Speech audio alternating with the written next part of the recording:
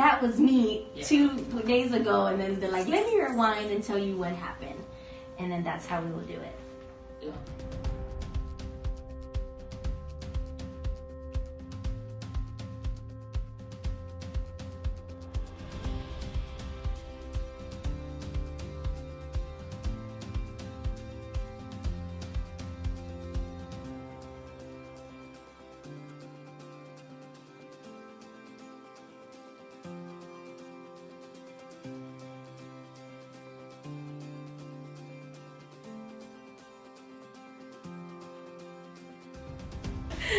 My name is Anthony. I'm Cecily. I'm Victoria. I'm Jessica. And today we are doing our presentation on can excessive use of social media contribute to addictive behaviors or mental health issues? And should individuals have to disclose the use of electronics as a pre-existing condition? With our extensive research, we have determined that the excessive use of social media has contributed to the following mental health issues and behaviors. What is cyberbullying? Cyberbullying is the use of electronic communication to bully a person by sending messages with the intention of threatening and intimidating. A cyberbullying can usually do that to embarrass, hurt, and make fun of other people. The bullies could be anyone from a complete stranger to someone that you know so well in your life. The devices of cyberbullying including computers, cell phones, tablets, social media, text messages, and websites. The examples of cyberbullying include sending mean or bullying messages through email or phone, spreading untruthful rumors on social media or phone, post harmful messages to somebody on social media, stealing or hacking cyber information, sexting, cyber stalking, harassment, flaming, password thief.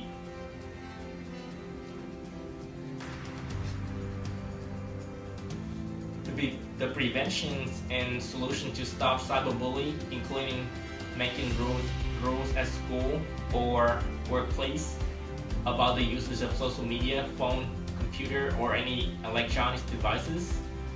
We can also limit any sensitive content before it's being posted on social media. We should also give proper education to kids about cyberbullying. Also, another way to prevent cyberbullying is we should never reply to anything that the bully is saying, because if it's continued, you need to notify your parents or a trusted adult or people in charge about cyberbullying. If you recognize the threat of bullying, you should not be mean to the bullies because it might progress to a worsened situations. How can cyberbullying can lead to suicide? Well, pretty much cyberbullying is very dangerous because it can lead individuals to commit suicide, because there are many reasons that bullies can lead to teen suicide, which include most of the bullies knew the person so well about their personality, their characters, so that might very fast and easy for the bully to get in effect with the bullies. Cyberbullies can persuade people in making choices that they normally wouldn't do. Cyberbullying can cause depression for teens, which could cause them to commit suicide. What is suicide? Suicide is the act of intentionally causing one's own death. Suicide attempt is when people harm themselves with the intent to end their lives, but they do not die because of their actions. Cyberbullyicide is when cyberbullying is directly or indirectly linked to suicide. Who tends to be at risk?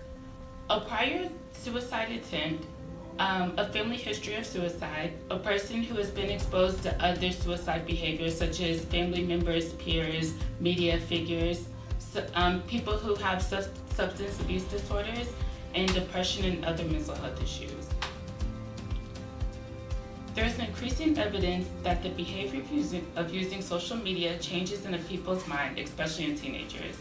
The media tends to popularize videos and social media posts in order to inform the public of the rising troubles, which creates popular appeal to the young and immature minds of teenagers. social media could provide higher risk with the promotion of different kinds of pro-suicidal sites, message boards, chat rooms, and forums. The relationship between alcoholism and suicide. Alcohol has been found in relation to nearly 1/3 of suicides. People with alcoholism are up to 120 times more likely to commit suicide than those who are not dependent on alcohol. The relationship between alcoholism and suicide. Alcohol has been found in relation to nearly 1/3 of suicides. People with alcoholism are up to 12 times more likely to commit suicide than those who are dependent on alcoholism. 29% of suicide victims in America were found with alcohol in their system. Alcohol and suicide have tragically close relationship. Individuals with suicidal thoughts often turn to alcohol, and alcohol increases suicidal thoughts. For drugs and alcohol, we want to consider what exactly a drug is. So a drug is considered a substance that may alter any function of the body. A drug addiction occurs when someone is seeking a drug use and use that is compulsive. It is considered a hard-to-control chronic disease. Some factors to consider are the following: biology factors, environmental factors, and development factors. An alcohol beverage is termed as a drink that may contain ethanol or ethyl alcohol. Alcohol addiction would also consider the similar biology, environmental, and developmental factors. Social media addiction is the overuse of social media or digital media. Some things to consider are the age groups that often use social media, and you'll generally see a higher curve of the younger generation to use more of social media versus older groups that won't use as much social media. Some drugs and alcohol researchers estimate that about 2/3 of alcohol marketing is conducted via new media. A content analysis of 400 randomly selected profiles of 17 to 20-year-olds on social networking websites suggested that 56.3% contained 341 references to alcohol, with the most frequent reference at 49.3% concerning explicit use. The study indicated a strong relation from social media use to alcohol, with higher consumption of alcohol while viewing alcohol marketing on social media platforms.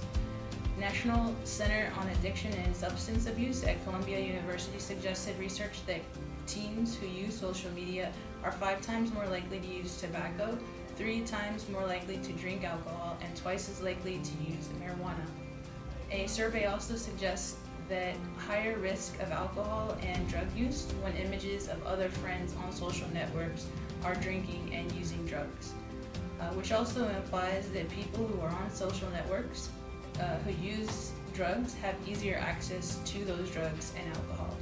And most of these drugs and alcohol also change the behaviors.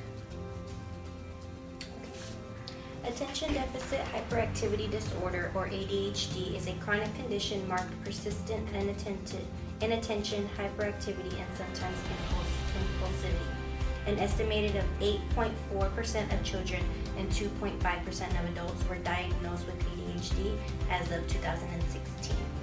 An explanation for the relationship between ADHD and addictive social networkings, in particular via mobile phones, may be that beeping or vibrating phones, constant updates from hundreds of people, and the inherent attributes of these platforms drive vulnerable individuals to use social networks excessively and compulsively, as they may function as self-medication.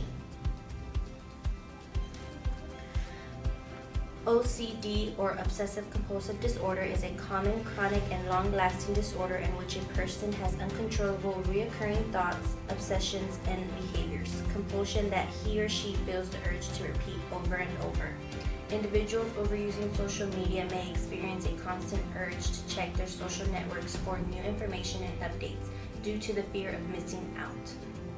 Social anxiety. Anxious people may have difficulties communicating face-to-face and therefore may prefer online over real live communication. Depression. Low self-esteem leads to depression by comparing oneself negatively to images found on social media. For example, comparing yourself to images of people who are skinnier, prettier, rich, and popular. Phantom vibrating syndrome is a mysterious sensation that feels like a phone vibrating. The brain becomes acutely conditioned to hearing and expects frequent rings or vibrations. Solutions, future implications. Some have sought out how to remove negative and harmful information from social media, but the legal complexities involved, as well as important issues of freedom of speech and civil liberties, have also triggered debate. Some ways to limit social media use, or to bring down how much you use it, would be to kill your notifications on your phone, hide the social media apps on your phone so where it's hard for you to find them, download app blocking tools that won't allow you to use them, set timers on your phone so that way you can only use social media for 30 minutes or an hour a day, and after that you know that your time is up and you can't use it for any longer. Should individuals have to disclose the use of electronics as the pre-existing conditions? Yes, because our findings, individuals should disclose the use of electronics as the pre-existing condition. But if disclosing this is not necessary for their treatment or health, then no, it does not need to be disclosed.